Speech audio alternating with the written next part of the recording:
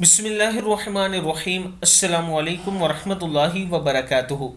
عابد راج channel کی طرف سے آج میں اپنے دوستوں کو رسول اللہ صلی اللہ علیہ وآلہ وسلم کا ایک فرمان بتاؤں گا۔ آپ دوستوں نے اس پر ضرور عمل کرنا ہے۔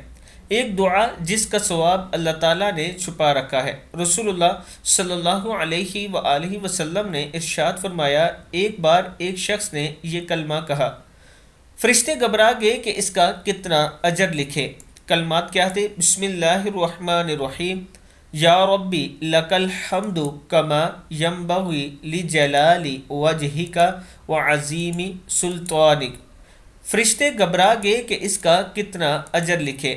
آخر اللہ تعالیٰ سے انہوں نے عرض کی کہ آپ کے بندے نے ایک ایسا کلمہ کہا کہ ہم نہیں جانتے کہ ہم اس کلمے کا ثواب کیا لکھیں۔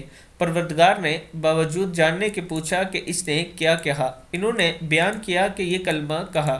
اللہ تعالیٰ نے فرمایا، تم اس مذکورہ کلمے کو اسی طرح لکھ لو، میں اسے اپنی ملاقات کے وقت قیامت کے دن اس کا اجر خود دے دوں گا۔